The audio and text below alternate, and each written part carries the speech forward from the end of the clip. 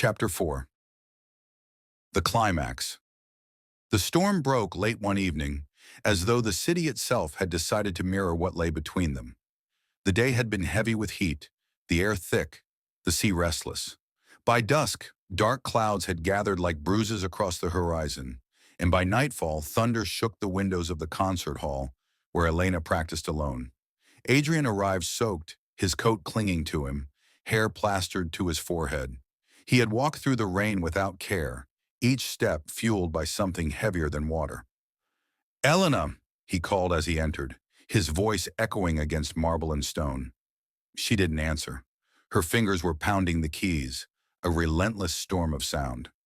He stood there for a moment, watching.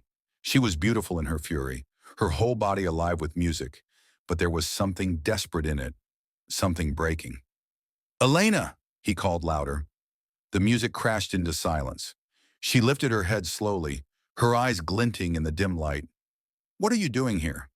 "I could ask you the same." She rose, her hands trembling slightly though her voice was steady. "I came to play, to breathe, to feel something I can control." Adrian took a step closer. "And what about us? Can't we talk instead of drowning in silence?" Her laugh was short, bitter. "Talk?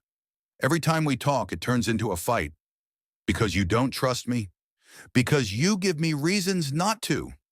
The words cut like glass. Adrian stopped, stunned. "How can you say that?" "You're always looking elsewhere," Elena said, her voice breaking despite her attempt at steel. "At strangers, at the horizon, at the next place you'll run to. And I'm just waiting for the day you'll leave me behind." The thunder outside rolled like a drum. Adrian's jaw tightened, anger flaring beneath his hurt. "Do you think it's easy for me? To stay? To try and belong when I've never belonged anywhere?" "Then why did you come here?" she demanded. "Why did you find me? Make me believe—" Her voice cracked. "Make me believe I could be enough?" Her words struck him harder than the storm ever could. Adrian felt his chest tighten, breath shallow. He wanted to deny it, to promise her she was enough, more than enough. But the truth was tangled inside him, the restless part of him, the wanderer who always left, who never stayed long enough to prove otherwise.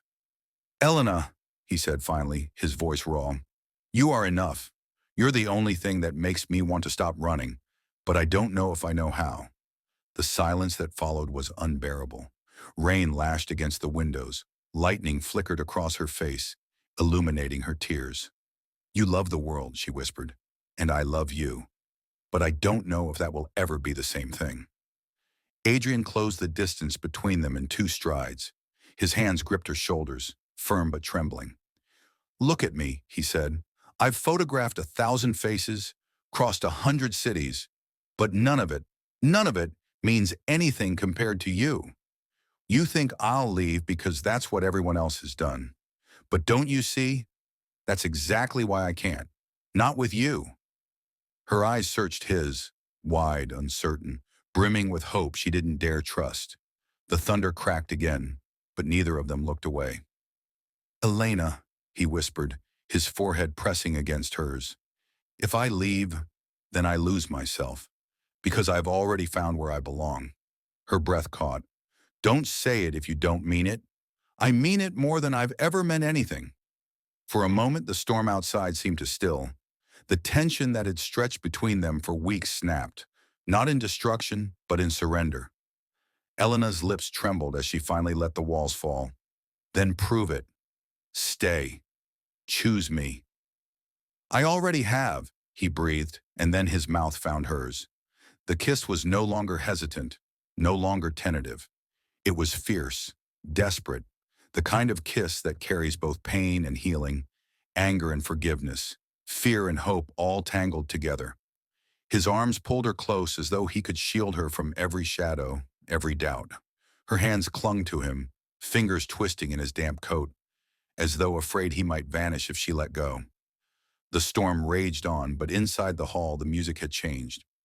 Later, when the rain had softened and their breathing had calmed, they sat side by side on the piano bench. Neither spoke at first. Words felt unnecessary. Finally, Elena whispered, I'm scared. So am I, Adrian admitted, taking her hand. But maybe being scared together is better than pretending we're not. She turned to him, her eyes tired but softer now, gentler. Do you really think you can stay? That you can stop running? He smiled faintly, though there was truth and effort in it. For you. I don't want to stop. I want to learn how. Her hand squeezed his. The silence that followed was not empty this time. It was full of promise. Fragile, uncertain, but real. And as the dawn began to break beyond the storm clouds, casting pale light through the cracked windows, they both knew something had shifted forever. Not all their battles were over, but they had chosen to fight them together. End of the 4th chapter. Subscribe and like this video so you don't miss the next final chapter. And the 5th final chapter will be about the ending.